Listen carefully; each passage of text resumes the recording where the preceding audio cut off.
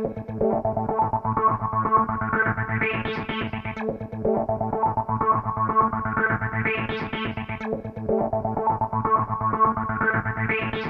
in terms of project financing in Africa, would you advocate funding from Chinese or European vendors at the moment?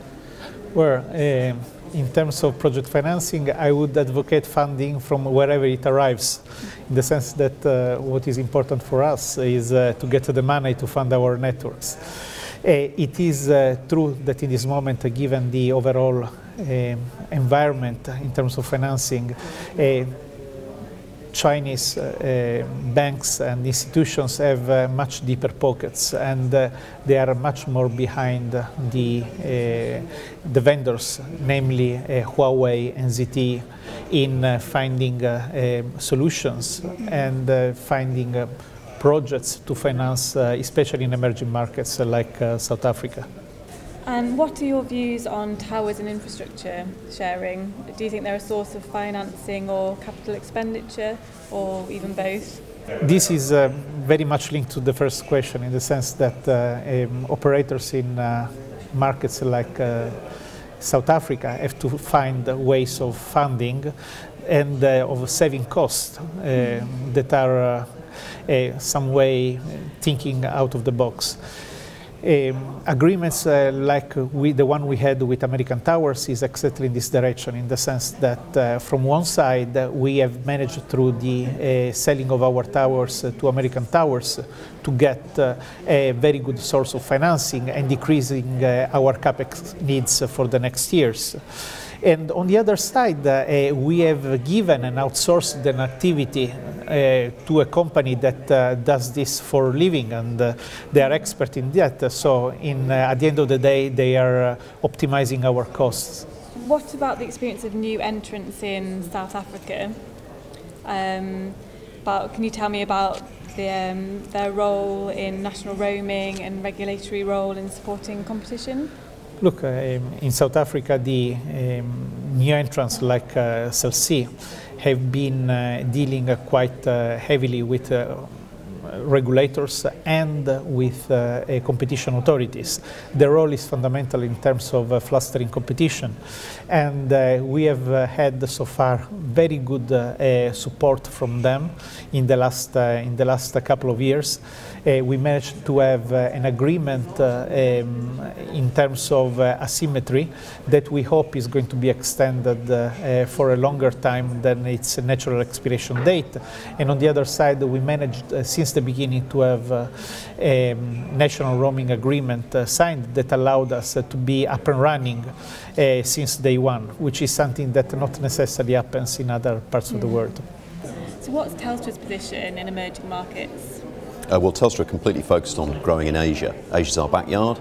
We're an Australian headquartered business, but the international focus of our business is on Asia. So we're making a lot of investments in infrastructure, new licenses, people, data centres, and new products and services, cloud-based. And what do you think are the main challenges that we're going to face in the next couple of years?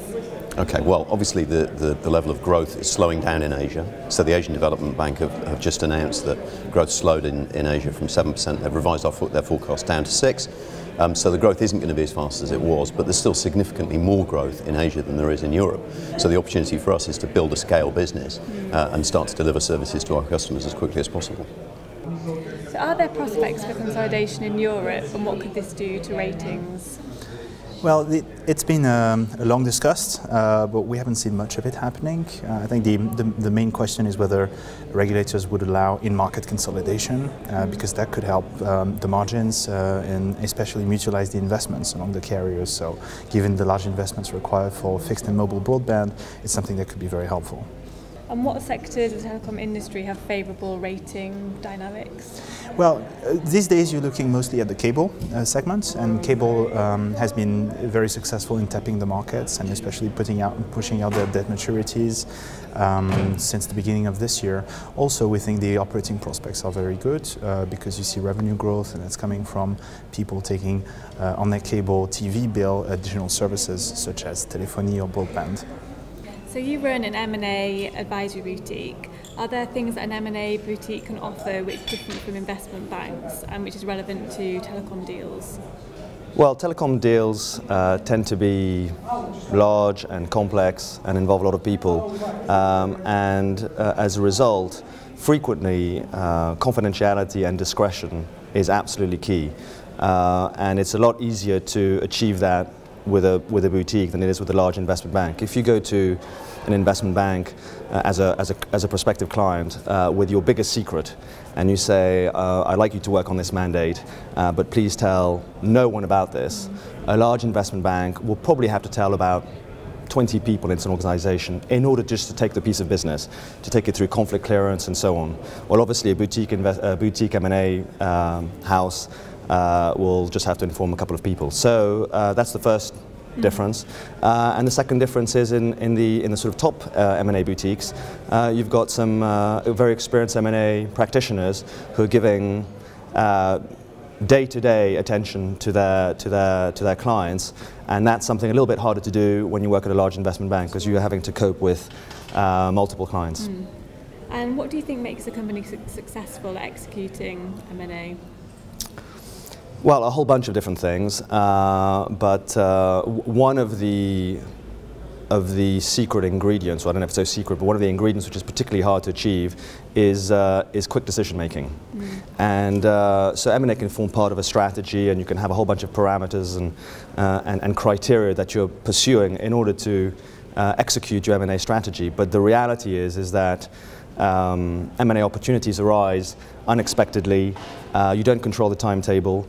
And as a result, you have to sort of harness an entire organization into making decisions quickly, and most organizations find that difficult. What has been the highlight for you so far for this event? I think firstly the timing of the event. As the year comes to a close and companies start focus on their planning of their budgets for the following year, the timing is good in that it brings the relevant people from the finance departments of the telecom companies, the banks, and the other relevant players in the market to discuss the common challenges and try to find the road forward. And what do you think are the main challenges facing telecoms in terms of finance and investment? Well, I'll try to answer that by taking a step back. We have come from an era of, call it the glut, where M&A has been abundant, growth in emerging markets has been abundant, and now with the economic headwinds, I would say the challenges are now focused on getting back to basics, doing what should be done right rigorously. The second big challenge is focusing on core assets and the value those core assets are able to generate for the companies in the sector. The third one is building the partnerships where capabilities are not there within the organizations, to look at a partnership model to build into new markets. And I think in the telecom sector we have now come to grips with the fact that understanding customer needs and delivering on those customer needs is becoming vital. If not, someone will take the cheese. So in Bangladesh we're seeing over 160% revenue growth. What is this bringing to the population? What are the social benefits of this? We are doing in two levels. First of all, we are providing the most quality network in the country. We have a redundant ring topology, so we provide customers a 100% uptime basically. Some of our customers commented that once we installed our network, they never had to work on it, they went to sleep and the network kept running. So that's basically our mantra, to provide the best services that you can provide to our customers, so it's benefiting customers.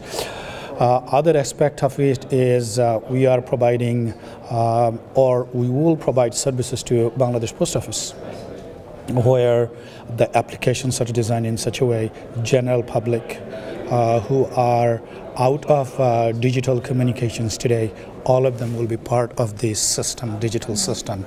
So people will be able to send money to their loved ones from the capital city to the other smaller cities, matter of seconds, spending very little amount of time, only 3 taka, which is a half a cent or so. So that's how I think the general public will be benefiting. People will be able to buy over the net. People will be able to send money from foreign countries, remittance payment at a very low cost. So I think when the system will be up and running, hopefully beginning of this year, through Bangladesh Post Office, it will be an excellent thing for Bangladesh to provide the digital services to the mass people and also to the general public. And how long do you see this as being sustainable for? Well, we have 161 million people. Right now, only approximately 29 million people are on the internet. And about 95 million people has some sort of mobile connectivity.